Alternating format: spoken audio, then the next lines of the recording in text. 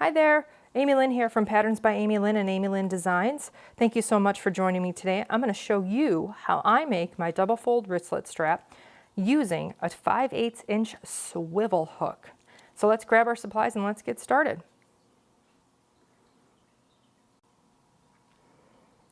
So I'm going to show you how I do my double fold wristlet using fabric. It's double fold because you're going to fold it to the center, then you're going to fold it in half again. We're going to be using a 5/8 inch swivel hook, and so since we're doing a double fold, we need to take the 5/8 inch, which is the width of this, and we need to multiply it by 4. That gives us 250. So 2.5, so 2.5 inches. We need to measure this right down the center. So what I'm going to do is measure this at 1.25.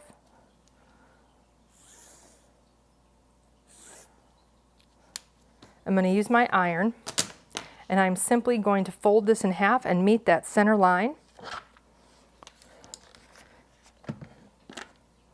I'm not going to cover the line, I'm just going to measure to the line on both sides. I have interfaced this. I cut this piece of fabric, like I said, the width of the swivel hook is 5/8 of an inch, so it has to be multiplied by 4, and then the length is 14 inches. Up to you if you think your machine can handle interfacing this. It's completely, you need to know your machine. I run on a industrial Juki, and my machine doesn't mind this many layers. So I should have no major issues. I make no promises about that. But it also is important to have the right size needle when you're doing this. If I did this with 80/12, that would probably be not a heavy enough needle to do this. So now I've folded it to the center. What I'm going to do next is fold this in half and get a good crease on this.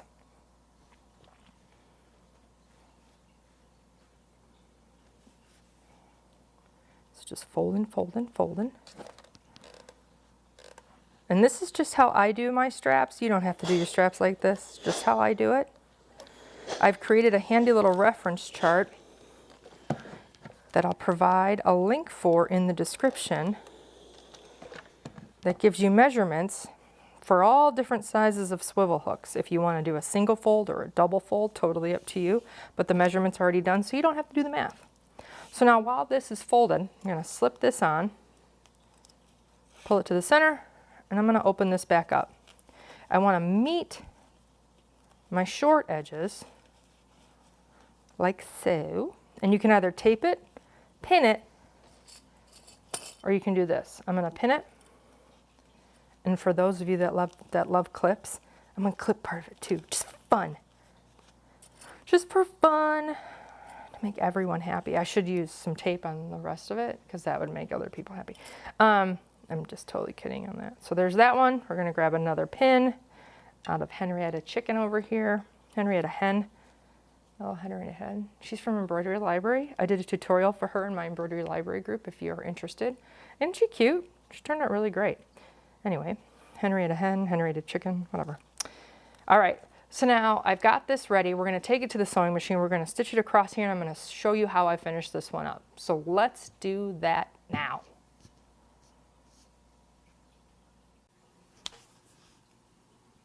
We are at the machine, and we are going to stitch this wristlet strap together.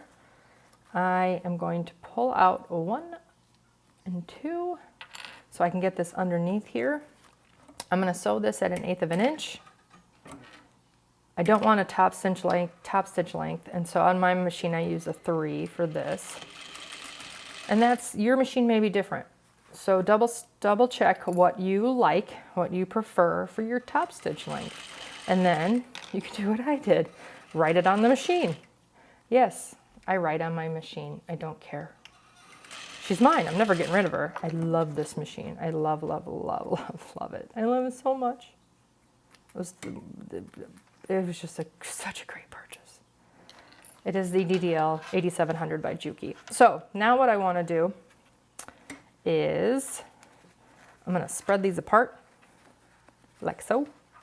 And then I'm just going to fold this in, back in to meet the middle. and then fold it in half, just like so. And I'm going to pin it. And I'm just going to go around and make sure this all pops. That's what I want it to do. Before I forget, I'm going to change my length over here, my top stitch length.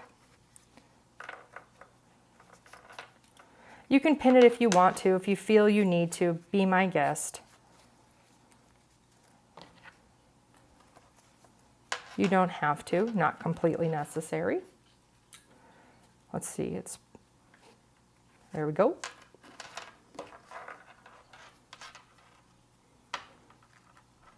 All right. All right, so now it's ready to stitch and you're like, wait, but this thing's in the way. This swivel's gonna be in the way. Trust me, it's not a big deal. It's not gonna be in the way. So what I need to do is find my Hump Jumper, which at the moment I'm not seeing, and that's okay, because you can use just about anything that can raise your foot. So what we're gonna use is this right here. I want to raise the back of the foot when I have to sew over this giant seam. It's not going to be a big deal, but I'm going to need to sew over it. If for some reason you decided you didn't want to sew over this, you're like, nope, my machine just won't do it. I don't want to do it. Don't. Start right here as close as you can to this edge. Stitch forward, back stitch, go all the way around. Before you get to that point, go as far as you can, back stitch and lock it in, call it a day. And then you'll end up pushing this towards the back side, and you'll put your rivet in just below it, because we are going to rivet this. You don't have to rivet it. You can tack it with your sewing machine. That's another option. So what we want to do is start wherever this swivel hook is at. We're going to start past it. And if you want a top stitch from what the outside would be, spin it like so. And then you want to do 1/8 of an inch. I'm going to start right there.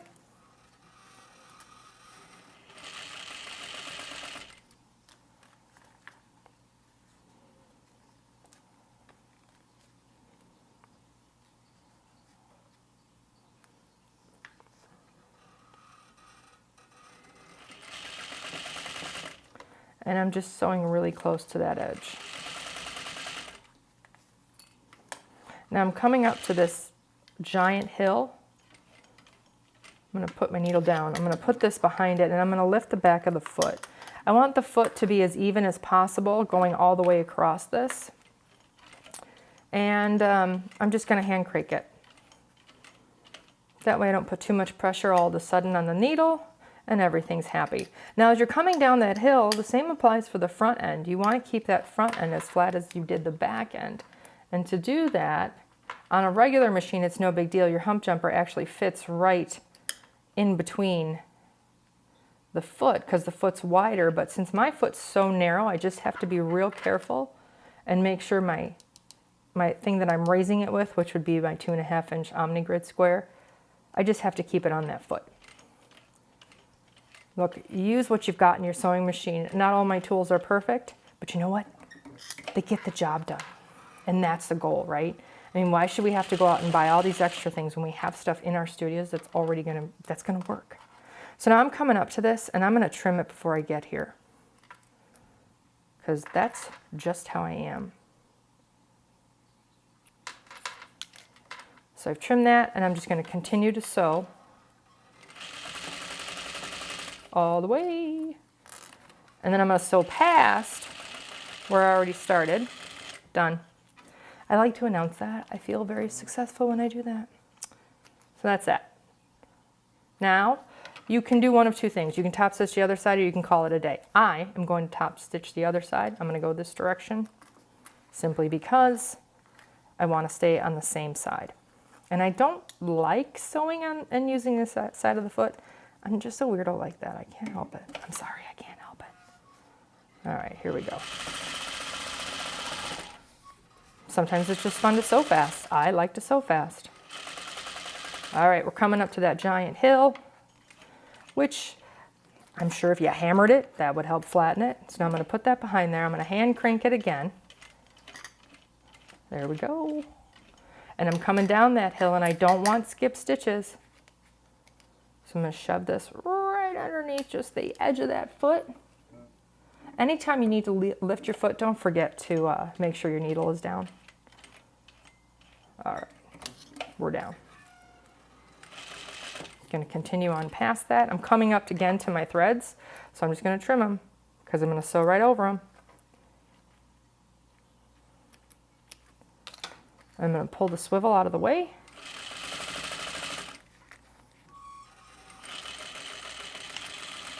And I'm done. Trim it, trim it.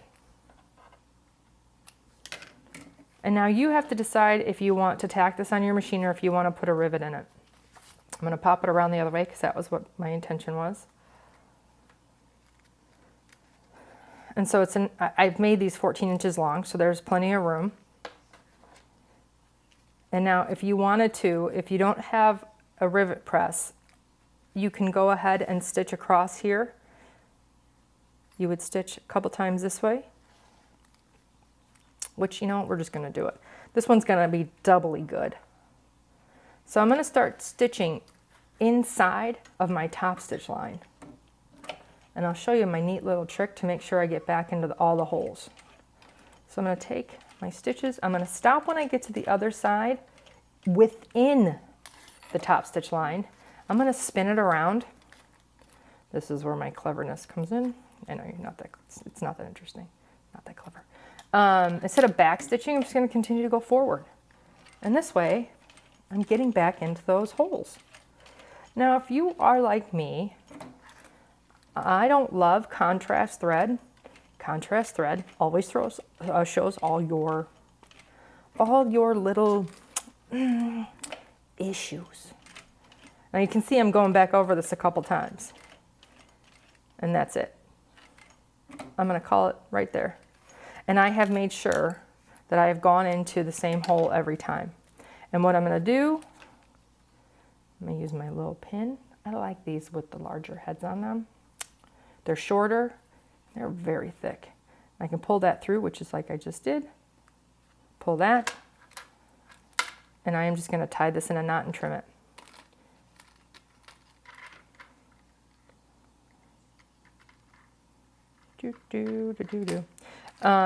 So if you go back, if you go back through, you just want to make sure you go back into the same holes you had before. And then I don't use contrast thread because I keep my threads pretty simple. And, you know, beige, white, gray, black. Black is not my favorite thread to stitch with because it's very thick, and I think that's from the dyeing process, and it never looks terrific. So this one is all done. It's ready to be used, and that's how I do my double fold wristlet strap. And if you head over in the description, I've put a link to my Facebook group where you can pick up and download my reference cutting chart. So there's that. I hope you enjoyed that tutorial, and I will see you next time.